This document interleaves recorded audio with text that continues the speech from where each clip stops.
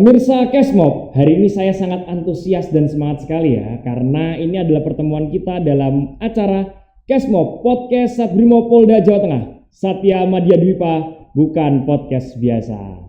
Dan hari ini kita akan ada topik menarik kaitannya dengan pendaftaran Brimob tahun 2026.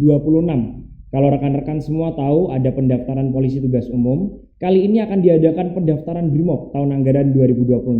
Dan saya Bribtu Fajar Langgeng Prakoso. Hari ini saya tidak seorang diri, ada bintang tamu istimewa yang hadir bersama saya. Mohon izin, Bapak Kasubag Renmin Satbrimo Polda Jawa Tengah, Bapak AKP Arif Jati Gunawan.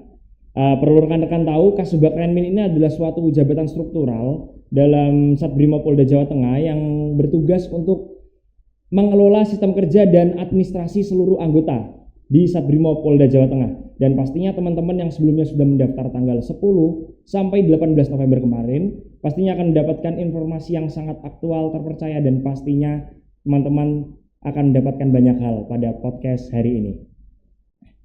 Oke, kita langsung aja. Kaitannya dengan pendaftaran Brimob, Komandan, mohon izin.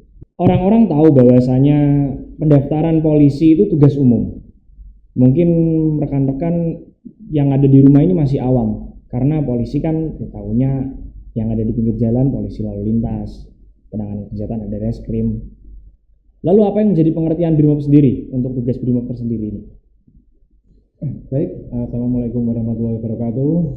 Untuk pemirsa yang ada di manapun, ya baik, kita akan memberikan sedikit pengertian apa Brimob menurut mungkin biar rekan-rekan yang atau kawan-kawan yang sedang mendaftar saat ini tahu kan? Tahu semua ya. Tahu bahwa Brimob itu apa. Brimob itu adalah sebuah pasukan dari polisi dengan tugas pada intinya sebagai menangani permasalahan dengan intensitas yang tinggi. Intensitas tinggi ya. Dari ada dua fungsi dari Brimob, yaitu fungsi pelopor dan fungsi gegana. Berarti memang dari Brimob itu dikelompokkan menjadi dua pasukan ya, pasukan pelopor dan pasukan gegana. Jadi rekan-rekan di rumah perlu kalian ketahui bahwasanya bahwa dua pasukan ini merupakan peran penting dalam tubuh Brimob sendiri. Kalau bahasa gampangnya ya gegana kita perang di kota, kalau pelopor itu lebih ke pedalaman atau hutan. Tapi terlepas dari itu ada peranan SAR juga. Kita punya SAR nih, Brimob ada pasukannya yang bergerak dalam bidang SAR, mengingat banyak sekali bencana alam akhir-akhir ini di Indonesia karena curah hujan tinggi. Mohon izin Komandan, kemudian apa yang membuat pendaftaran Brimob ini diselenggarakan tersendiri, tidak seperti sebelum-sebelumnya, karena ada seleksi tugas umum, tapi kali ini khusus ada pendaftaran untuk Brimob.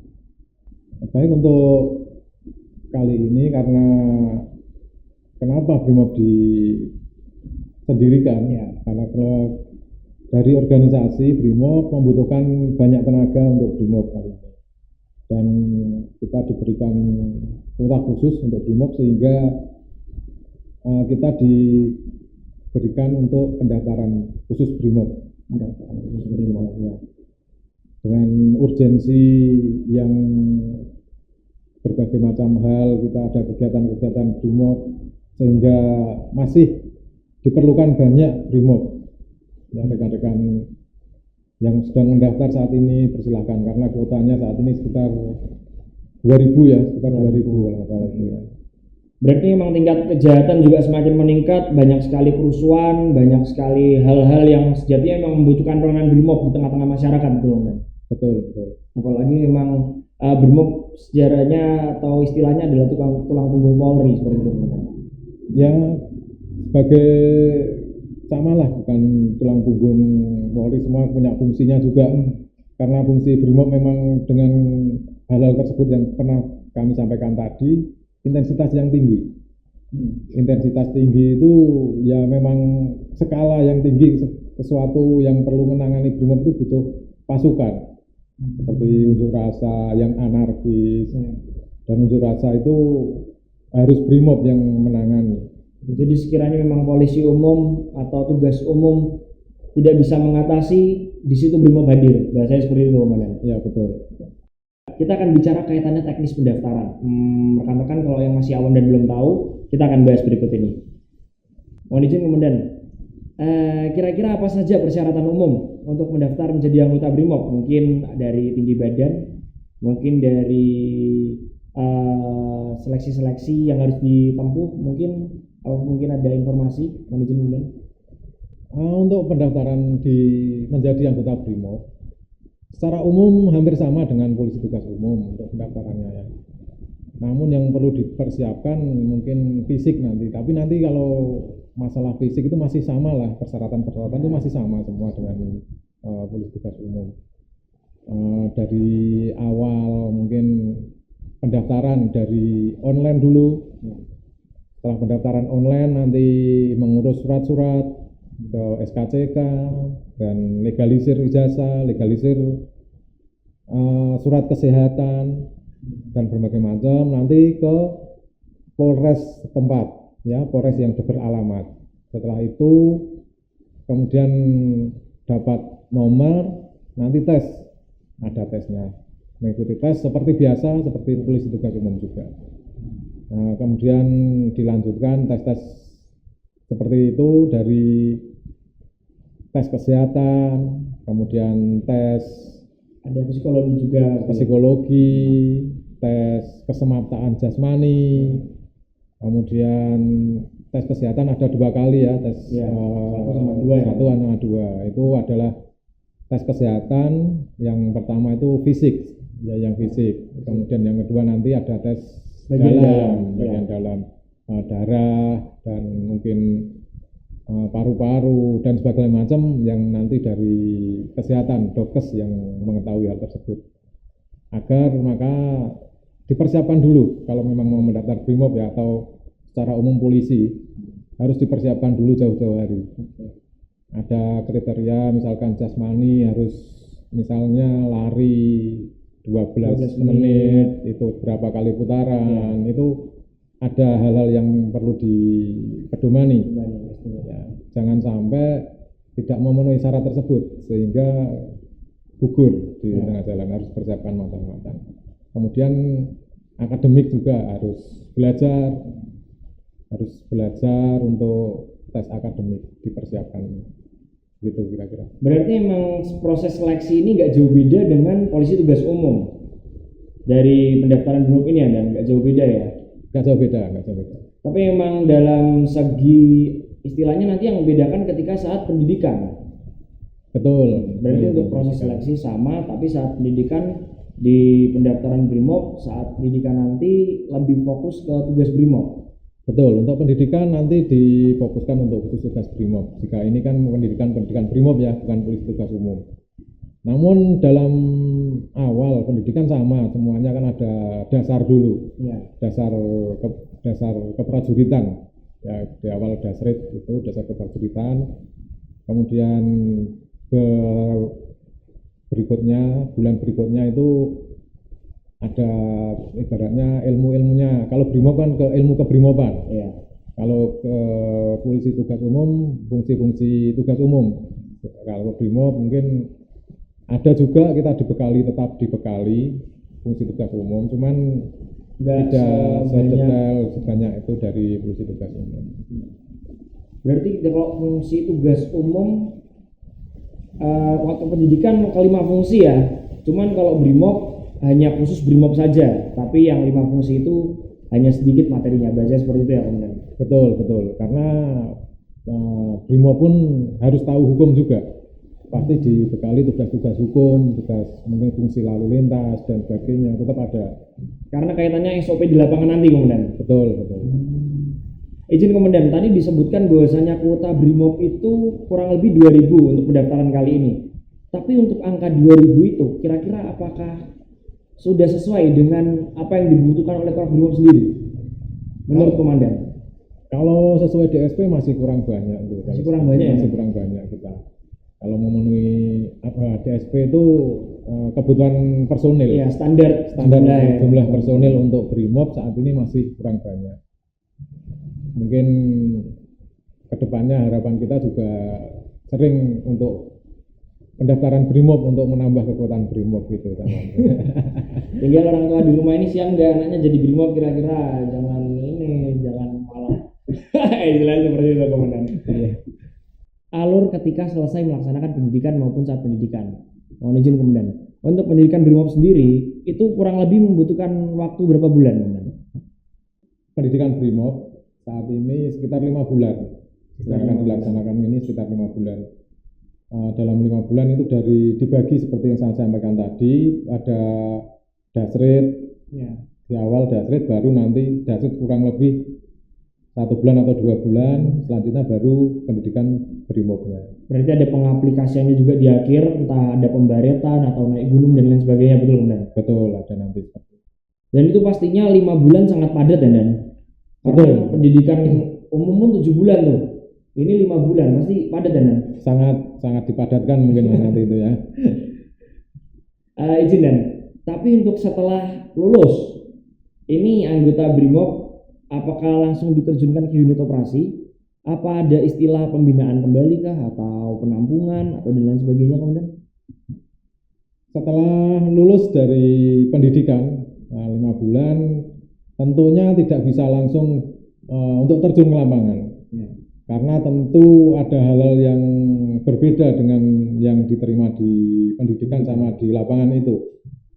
Walaupun sama, cuman harus tahulah, misalkan bertemu dengan massa, kita seperti apa. Nanti kalau habis pendidikan belum dibekali hal-hal yang seperti itu, bisa terjadi kesalahan-kesalahan yang mungkin akan membuat institusi yang kurang baik.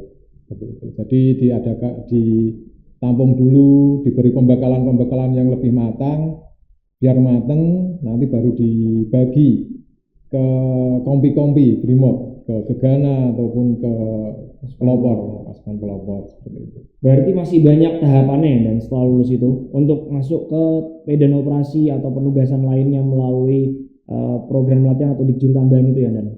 Betul. Nanti ada dikjur tambahan nanti. Kira-kira apa tantangan dan peluang karir spesifik komandan? Tantangan untuk anggota BRIMOB itu sendiri? Sebenarnya kalau tantangan itu tidak begitu berat ya harusnya. Kita paling ya yang kita butuhkan adalah fisik kita. Fisik kita yang sebagai pasukan jelas harus kita punya fisik yang prima untuk mempersiapkan kegiatan-kegiatan yang mungkin padat atau seperti apa yang kita harus selalu siap. Sebagai BRIMOB adalah pasukan yang selalu siap. Nah, seperti itu. Berarti bahasanya untuk anak-anak Bintara BRIMOB yang baru lulus nanti memang karena usianya sangat muda dan tenaganya pasti sangat dibutuhkan komandan. Betul. Lalu untuk peluang karir spesifik komandan? Peluang karir dari awal mungkin yang pertama sebagai komandan regu. Kalau kita sudah terjun nanti di kompi sebagai komandan regu, bisa sebagai komandan regu lah, membawai beberapa anggota. Kemudian jenjang karir